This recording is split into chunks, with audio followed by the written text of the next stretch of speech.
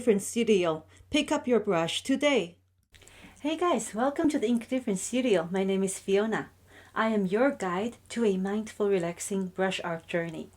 In this video, I would like to walk you through a few things, including, first of all, what is the Oriental brush painting? Secondly, its characteristics, its classification, the materials used, and finally, we're going to talk a little bit about its health benefits. But before we start, I would like to introduce myself. I have been trained in the Oriental Brush Art since the age of 5. I started off with the Chinese traditional calligraphy and then moved on to both Chinese and Western paintings.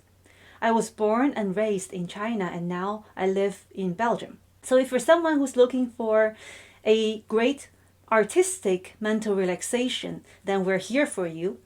If you're looking for a great art course to study, then of course I am, you know where to find me. And finally, if you are also looking to decorate your home with something fantastic and zen and completely unique, then our store is at your disposal. And of course, everything that you help us with, we are highly, highly appreciated. All right, before further ado, let's talk about the first bit of what we're going to discuss today. So the Oriental brush painting, has many names, and many calls it the so-called national painting. Of course, we're Chinese and it's just national painting, and water ink painting. And these are the two most common names that people call it. Sometimes it can be also referred to flower bird painting, but depends on the context because there are other ways of flower bird painting too. But of course, also flower bird does not refer to everything that we paint, in fact. It's just one of the symbolic ways to call it. When it comes to another form of the brush art, is of course the Chinese calligraphy, which we will talk about more in a different kind of video. But the thing is, these two forms, they share very similar materials, philosophies, and almost origin to a very large extent. So the most traceable and recognized forms of the calligraphy and painting, they can in fact be traced back to about 2000 years ago. All right, let's talk about the characteristics of the Oriental brush art. In comparison to the Western art, in fact, these two forms are quite different. So when we talk about these, the Western painting, in fact, depends a lot on the shapes, the colors, the lights, the shadows, and all these to convey a sense. But the Chinese painting, on the other hand, uses a lot more suggestion to capture the essence of an object. And if we say that the Western painting is more about realism, is about meticulous description of an object's features, the forms, the Chinese painting cares about that a lot less. In fact, some kinds of the Chinese painting can go so backwards from that realistic form, it almost ignores the form itself. It becomes more subjective and a lot less bound by form. That's what I meant. The subtlety can be felt, and I'm sure once you see the paintings, you will actually immediately spot which one belongs to which form. In the traditional sense. Of course, now in the modern sense, things have changed a little bit. But let's talk about this as we see a few painting styles so that you can have a better understanding. All right, on my desktop, there's a few things of different styles of painting. Let me show you one by one. This one is my bunny painting. I hope you like this. This is of a certain kind of painting. In fact, we say we have two major types of painting style. One is called gongbi, which is the bunny kind. The other one is called freehand, which is 写意, which is this kind, this big tiger. The two kinds are, similar but different at the same time. First of all, let's talk about just the regular Chinese painting in comparison to Western painting. The Chinese painting is usually painted on different sets of materials, of course, which we will talk about in a bit, and these are in fact all materials around me. And of course, Western painting depends on lights, shapes, colors, and shadows and all these to capture the essence of a painting. And Chinese painting, on the other hand, tries to capture something else. Take this piece of gongbi painting, for example. The gongbi painting means meticulous paintings.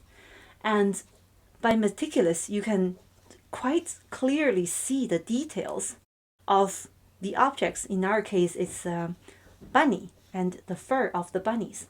And this type of painting, in fact, is sort of similar to watercolors. But of course, what we have talked about, the lights and shades and such, they do not really come into the equation at all of the discussion. So besides these kind of meticulous kind painting, we have something else. This one is a freehand style of painting dedicated to the year of tiger, obviously. This is a freehand style of painting, and this kind of painting is a great example of what we call the spirit over form. We want to capture something that showcases a strong spirit. You understand what we're trying to say immediately from the image of it. If this is not the best example of it, you can take a look at something else. For example, this one. A few strokes of brushwork, light and shade. That's all with ink, simple styles. You know this is a bird standing on a branch of a bamboo. And this is enough to show people what we wanted to say, what we in fact wanted to do, and what kind of sentiment we have during the painting itself. That is the kind of typical freehand painting you can expect. And by freehand painting, we can say that a good painter should be able to detach the unnecessary details for the sake of the overall expression. The details of the tiger's face is not exactly shown on our piece of painting, but on a gongbi piece of tiger painting, we're still talking about tiger painting, you can see clearly the details of the hair. And so every single detail is painted out quite clearly in comparison to the freehand style. So you can see that there's quite some differences in between the two kinds. To show you some more, freehand wise, we have other kinds, fruits and such, very clear, very simple style in a way, but captures the image that we want to present in a very simple style, right? We know this is a bunch of grapes and there's nothing else we need to know about it. I mean, the colors are correct. The feeling is right. It's a feeling usually of tranquil kind of emotion, and that's all that we needed. The last bit, it's something special. This is something I would like to specify a little more. It's the freehand painting style as well, so something less detailed, but at the same time, this one is of landscape. The landscape painting in the Oriental painting family, in fact, is quite unique. We almost can say this is the crown jewel of the Oriental brush painting. And of course, the landscape can be large. This is a very small scale one.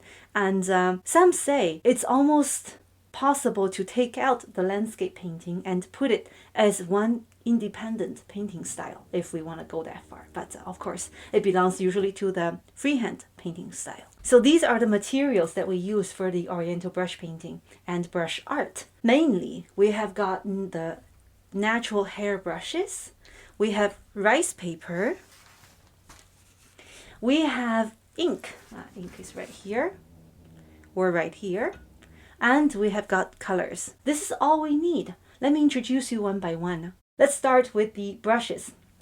The brushes that we use are usually bamboo stemmed. As you can see, these are all bamboo stemmed brushes. And the top of the brush head has different colored hair, as you can see. Some are lighter, some are darker. And they came that way. Although some of the brushes are supposed to be wider than what you see, it's because of the usage. Natural hairs can't always be washed clean again. So the white kinds of the brushes, they usually come from the goat hair. And the dark kinds, the brown kind of brushes, like these, they come from weasel hair. And these are the two common animals that people use to make brushes from. And of course, in history, we have other kinds of animal haired brushes, many kinds, in fact. And some of the more popular kinds can be called, for example, the purple hair, which is rabbit hair. And when you hear wolf hair, some people actually say that by mistake. It's not wolf, it's usually weasel. And because in Chinese language, weasel, it's something wolf in literally speaking, and that's why some people perhaps translate those wrongly into something wolf. That's not the case. So besides the two kinds, we have a third kind, and that involves both hairs in one. And usually, this kind of hairbrush has gotten tougher hair on the inside and softer on the outside. So when speaking of ink, you probably can think of two kinds of inks that people might use. There's the liquid ink. There's also the solid ink blocks. In fact, Oriental painters might use either or both.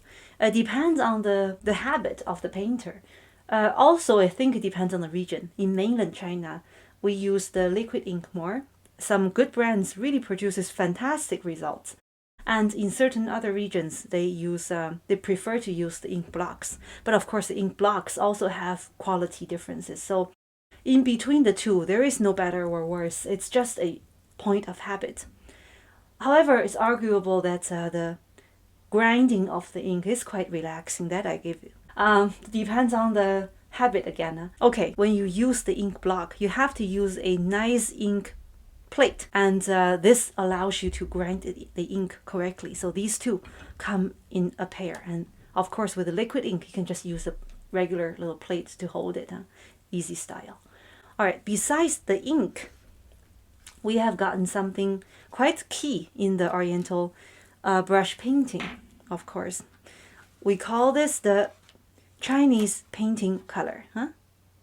You can see Chinese painting color, and I use the 12 colored kind. There are possibilities that you can use 18 colored combinations. The difference between the Chinese painting colors and the Western, for example, watercolor, let's talk about the similarity first. So in general, they both dissolve in water. The shades are of course different, but of course, main difference is that in the Chinese painting color, the particles are finer, so that they work better together with the natural hair brushes and then rice paper. A last bit we have to talk about is the media. It's the rice paper. The rice papers have nothing to do with rice. It's just the name of a paper. In fact, it can be called Xuan paper. Xuan is a location, is a name of a place. And people there have been historically known for making great paper, and people have been using those ever since. We have three main kinds of the rice paper. We have the raw kind, the ripe kind, or another kind that's somewhere in between. Kind of like the brushes. We have one kind, the other, and somewhere in between. This is the same. These papers are so delicate, and they're so fine. You can create quite detailed work on these, but of course they are very delicate things to work with. And they can be replaceable with silk, but texture-wise, there are differences. But of course, when it comes to using paper or the silk, it's another kind of preference by the artists, and the final results can kind of look different too. So there's something else to keep in mind. Those are what we want to talk to you about in terms of the painting material. Thinking about the Oriental brush art, you can think of it as a so-called Tai Chi practiced on paper, which is true. It is not only a form of art, it is also a means of meditation and mental relaxation. Complete calm can be achieved during this practice, where the body and the mind can coherently generate qi. Qi, as we know, or if you have heard about it, it's the life energy. So, which means our posture, our arms, our elbow, our wrists, our finger movements, all have strict discipline. Of course, the legs also. Exactly where things should go and how things should move, all have disciplines. And of course, the final result of this all is that we enter a very mindful state. And as we enter this state, our body is in fact in the most beneficial position. And that's why we say the practice of the Oriental brush art has health benefits too. The funny thing is, after reading and finding out some records about some historical great brush artists, let's say that lived in the past 1,000 years or so, many of these greatest artists have actually lived beyond 85. And that is a great number to live in. We're talking about perhaps 1,000 years ago, and the medical conditions are actually poor. So what can we take away from this is that perhaps being completely in a calm and mindful state has real great health benefits, right? So I personally use Chinese art as a great meditation process, and it's been working very well. During the practice of the Oriental brush art, time really feels like time slows down, and we can in fact enter a space that we have created. And this is what I would like to show you too. This is the space and we can actually share together. All right. It's going a little bit more philosophical, but if you like these kind of discussions, there's going to be more videos like these coming. If you are someone who's already interested in finding out about this interesting or exotic artistic form, then here we go. We should be able to start you up on an interesting path. And if you like this video, please remember to give us a like. And of course, in our channel, there will be live streams too of my paintings and some my discussions also with culture differences, with international cultural communications, or about the painting itself. So feel free to come by and say hi. Or if you want to learn how to paint in more theoretic ways, then there are videos for you. You can find all the information in the link below. I hope this video provides you with interesting information, and let's see each other very soon. I'm Fiona, and see you next time. Ciao, ciao.